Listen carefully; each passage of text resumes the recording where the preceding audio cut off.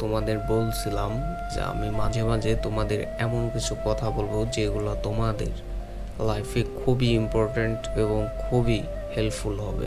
সে প্রেক্ষিতে আজকে আমার মনে হচ্ছে যে আজকে তোমাদের সাথে কিছু শেয়ার করার কারণ আজকে আমার খুবই ভালো লাগতেছে, মন চাচ্ছে কাউকে কিছু বলতে, কি আজকে তোমাদেরকেও কিছু বলতে ইচ্ছা হলো। লাইফে কোনো কারণে যদি ভেঙে যাও তাহলে সেখান থেকে তোমাকে উঠে দাঁড়াইতে হবে। উঠে দাঁড়ানোর প্রথম ধাপ হচ্ছে নিজেকে শক্ত করো, নিজেকে খুব একটা দীর্ঘশ্বাস নাও, উপর দিক তাকায়া দমটা বন্ধ করে এমন একটা দম নাও যেটাকে তোমাকে আরো শক্তিশালী করে, নিজের ভিতর থেকে একটা উদ্দীপনা তৈরি করে।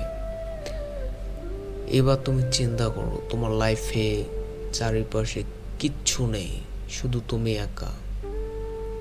এখন তোমার কি কি করতে ইচ্ছা করবে, তুমি কি করবে সেটাকে তুমি ডিসাইড করো যে তুমি কি করবে, কোন কোন কাজটা করবে, কোন কাজটা তোমার দিকে ইফেক্টিভ হবে, এটা তুমি চিন্তা করো। দেখো তোমার ব্রেনে এত এত অপশন চালু হয়ে গেছে যেটা তুমি কল্পনা করতে পারবা না। একবার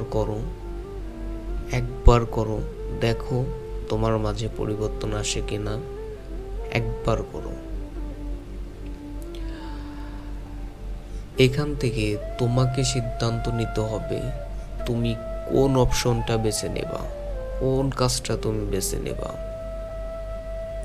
তোমাকে নির্ণয় করতে হবে, তোমাকেই করতে হবে, এবং সেই কাজটার লক্ষ্য রেখে তোমাকে এগিয়ে যেতে হবে, তোমাকে সেইভাবে কাজ করতে হবে।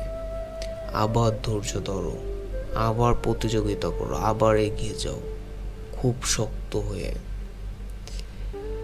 দেখবা একটা সময় তোমার লাইফে পরিবর্তন আসছে,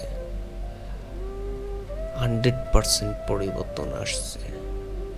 এই ছিল আজকে তোমাদের একটা সংক্ষিপ্ত হেল্পফুল।